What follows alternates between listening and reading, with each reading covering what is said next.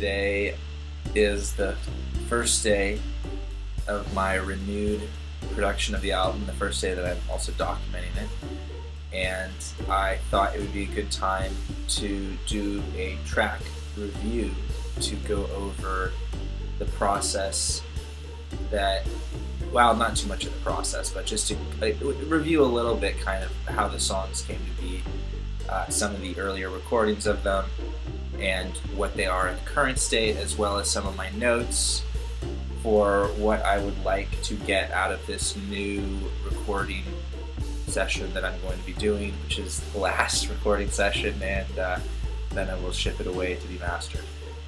So the first thing I should do is talk a little bit about the notes. I have recordings for all 13 tracks on the album right now, and I've recorded all of them in a demo form, in one form or another, with vocals. Some of them have lost vocals in the most recent form because I just haven't done it yet, and some of them the instrumentation needs to be re-recorded as well.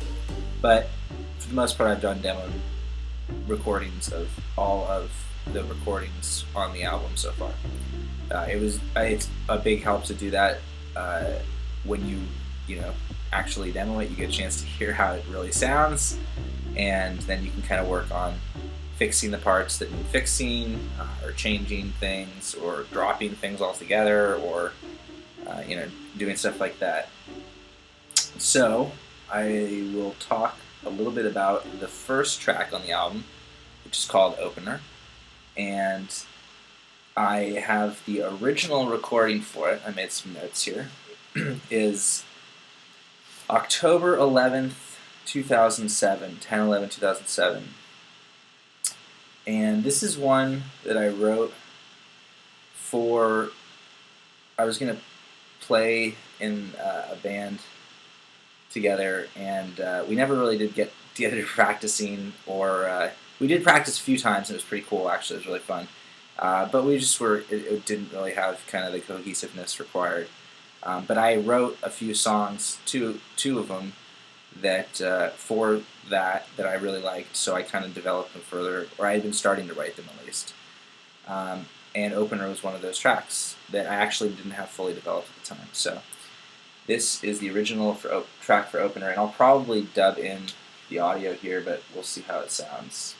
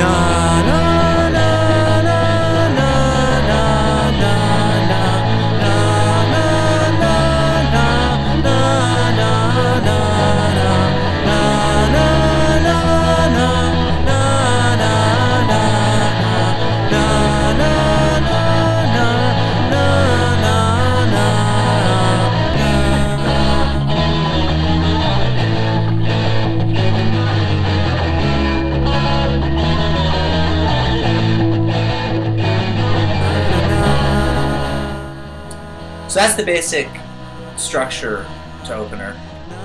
It starts off with kind of an intro riff, which it just then went back to, actually. And then you have a verse. As you can tell, I did a little bit of na-na-nas. I do oohs and ahs and na-na-nas and lahs and whatever just feels good for whenever I'm coming up with a melody and I don't get having words that I want. Sometimes I actually will just do the melody and record the melody with the lyrics, where I'll try to just ad-lib it and do it. But a lot of times I'll have the melody already pre-done, and then I will figure out some sort of lyrics to go along with that. The one exception was I wrote the song Despair by doing the lyrics first, and then I came up with the melody to match it. But everything else was the other way around. So I recorded that, and then the other interesting thing, so the only thing I really liked about that actually was that I kept the melody for the chorus, which I liked. That da na na na na na na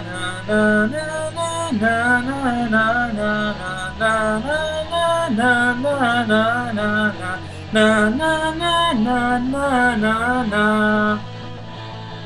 But for the rest of it, I kind of changed a lot of it. But I liked that melody right there a lot. So, and I thought it worked on top of the guitar. The other thing you notice about the guitar, especially when I post the actual recording, is that it's my Phantom Power on my microphone, which is what you need for a condenser mic. I think I'm saying it right? And it basically powers it so that because the mic needs like a power source basically. And mine was failing on my audio interface at the time, and I now have external Phantom Power supplies for my microphones, so that problem was solved. But it was having this weird in and out waviness, so the actual instrumentation doesn't sound that great.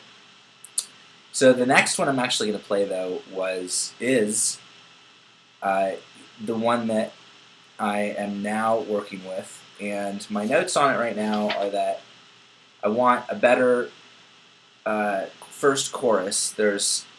I just don't think the lyrics are that great, and then also just in general, I'm not so sure I'm satisfied with the quality of the instrumentation, specifically the bass and the electric guitars.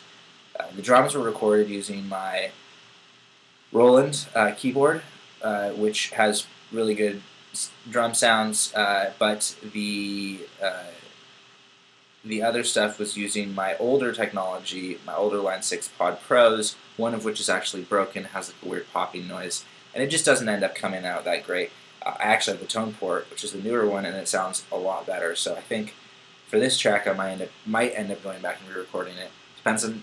I might do a quick test to see if it's a lot better. If it's a lot better, I might go back and re-record those three things. But for the most part, I'd say this is done. The vocals are definitely done on this. I'm not going to do anything to change those. And the drums are also definitely done. And this was one of the first tracks that I actually drummed myself using my drum set, which I think I've shown in a previous part of the video. And it was an experience because it's really, really fast, and the track runs at an incredibly high speed. When I'm showing more of the production of it, I'll go over it, but I think it's like 160 something beats a minute, 168 I want to say. But it's really fast anyways, way faster than I could ever drum. But I was able to kind of maniacally keep up with it for a couple sessions and record myself in MIDI, and then play around with the MIDI and figure out a way to record that and tweak it to where I get to where I want. And it's organic drums because it is me drumming on the kit. I'm not just putting these together like I did with a lot of the other tracks by hand. This is more just me cutting and pasting and syncing up in time the drums that I've actually drummed myself. So here it is.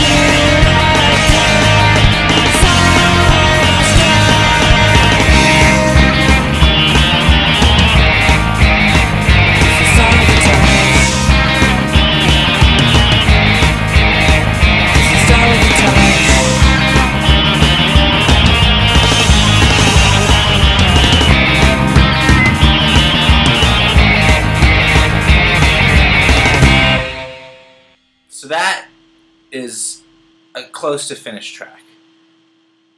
The problems that I have with it probably won't be fixed by mastering. Probably needs to be fixed by me. But some of it will be fixed by mastering in the sense that I listen to it on my reference speakers, which I've actually blown out at this point, so they don't have a lot of consistency. But I listen to it in the headphones and on those. And then I go listen to it in a car, I go listen to it on a pair of bookshelf speakers, a bunch of different types of speakers. It's really important, a boombox. It's important to listen to your music on as many different types of playing platforms that you can, because every time you listen to it, it's going to sound different, and it'll frustrate you at first, but then it'll kind of help you because eventually you'll kind of figure out what works and what doesn't work when you record stuff and how it plays back on different mediums. And so I think, and then also, like I said, I mentioned mastering. That's the process where you send it to someone where they professionally do compression on it and some equalization to kind of make stuff sound the way that stuff sounds professionally on commercial radio. And there's a lot of people that are really talented out there that do that. And I've tried. It's very difficult to do. I definitely can't do it on my own, so I'm having someone do my album. But there's actually some inexpensive options that are available now for you to get your own music mastered. So if you could just take care of this other part, then there's people out there that can help you with that for a pretty fair price. So that's the first track, and I spent 17 minutes, which is quite a lot longer than I thought I was going to spend, but I'll probably end up cutting it down, hopefully a little bit.